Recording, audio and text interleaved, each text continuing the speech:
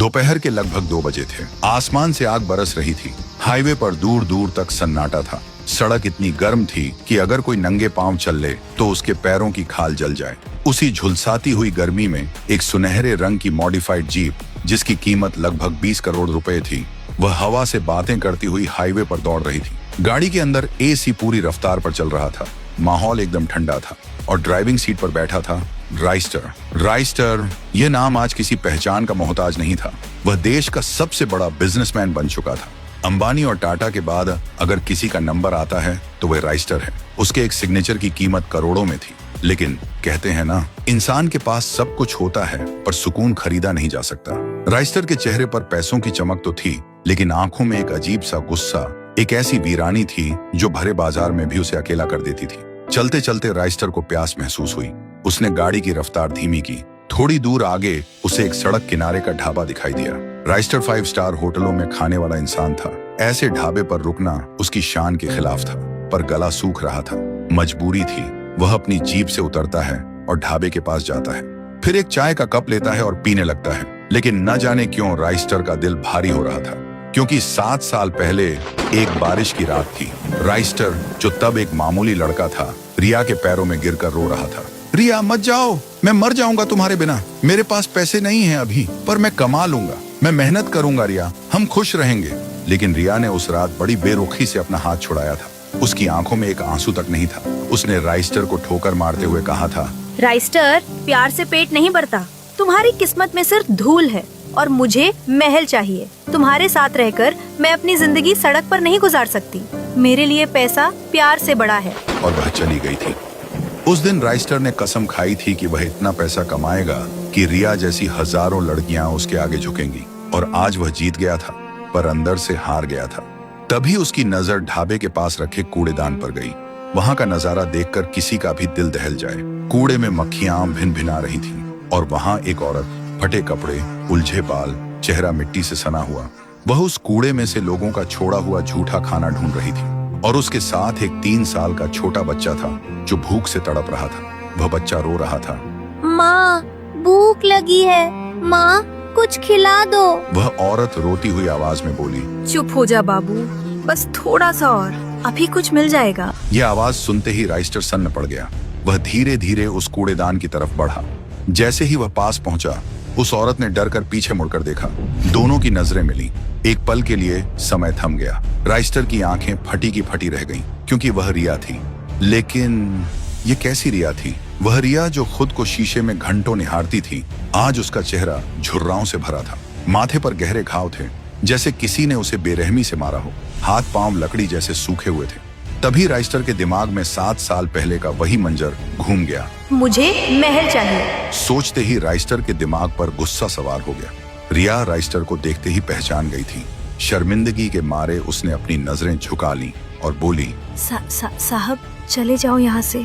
Raistar गुस्से से चिल्ला पड़ा, क्यों जाऊं? पहचाना नहीं मुझे? मैं वही राइस्टर हूँ जिसे तुमने गरीब बोलकर लात मारी थी। आसपास के लोग इकट्ठा होने लगे, लेकिन राइस्टर ताने मारता रहा, देखो रिया मैडम को, कहाँ है तुम्हारा वह महल? कहाँ है वह अमीर पति जिसके लिए तुमने मेरा सच्चा प्यार ठुकराया था? आज कूड़े में खाना ढूंढ रही हो? तुम्हें तो रानी बनना था ना। यह है तुम्हारा राजमहल? राइस्टर की हर बात रिया के दिल पर खंजर की तरह लग रही थी। वह फूट फूट कर रोने लगी। वह हाथ जोड़कर गिड़गिड़ाई, राइस्टर प्लीज, लोग देख रहे हैं, मेरा तमाशा मत बनाओ, मुझे जाने दो। राइस्टर फिर चिल्लाया, तमाशा तो तुमने बनाया था मेरी जिंदगी का। जब मैं तड़प रहा था तुमने मुड़कर भी नहीं देखा। बोलो, कहाँ है वह आदमी? क्या उसने तुम्हें इस्तेमाल करके सड़क पर फेंक दिया? जवाब दो मुझे। रिया कुछ भी बोल नहीं पा रही थी, बस रो रही थी। उसका बच्चा भी उसकी टांग से लिपट कर रो रहा था। तभी ढाबे का मालिक दौड़ता हुआ आया। अरे साहब, छोड़ दो उसे, का करत हैं आप? लोग देख रहल बा। राइस्टर गुस्से में बोला, तुम बीच में मत आओ काका, तुम नहीं जानते ये औरत कौन है। यह एक धोखेबाज है। ढाबा के मालिक ने धूप भरी नजरों से रिया को देखा और बोला, साहब, हम तो नहीं जानता का नाता बा आपका इससे। बाकी बिटिया 2 बरिस से यहीं सड़क किनारे भटकता बा, बुद्धियों कछु ठीक नहीं रह गई होकर। राइस्टर हैरान, क्या?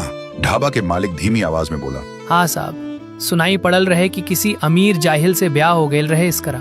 बहुत जुल्म कैलस उस आदमी, इतना कि बेचरी के जानुमान सब छीन गए। इतना मारे कि आत्मा टूट गई, और ऊपर से कहेला कि जिंदा जलावे की भी कोशिश की थी। ये सुनते ही राइस्टर के पैरों से जमीन खिसक गई। उसने रिया को गौर से देखा। गले हाथों पर जले हुए भयानक निशान थे। देखते ही राइस्टर का गुस्सा पानी की तरह बह गया। वह घुटनों पर बैठ गया और बोला, रिया, मेरी आंखों में देखकर सच बताओ, आखिर हुआ क्या था? तुम तो पैसों वालों के पास गई थी ना, फिर ये हालत क्यों? फिर रिया ने 7 साल से सीने में दफन अपना राज खोलना शुरू किया। राइस्टर, मैंने तुम्हें पैसों के लिए नहीं छोड़ा था, याद है? उस वक्त तुम्हें किडनी की बीमारी हुई थी। डॉक्टरों ने कहा था कि अगर 1 महीने में ऑपरेशन नहीं हुआ तो तुम बचोगे नहीं। ऑपरेशन के लिए 15 लाख रुपए चाहिए थे, लेकिन तुम्हारे पास फूटी कौड़ी नहीं थी। मेरे पिता भी गरीब थे। मैंने हर जगह मदद मांगी पर किसी ने नहीं दी। तब मुझे विक्रम मिला। वो शहर का सबसे बड़ा लोन देने वाला आदमी था। जब मैं उसके पास भीख मांगने गई और तुम्हारी सारी बात बताई तो उस दरिंदे ने मेरे सामने एक शर्त रखी।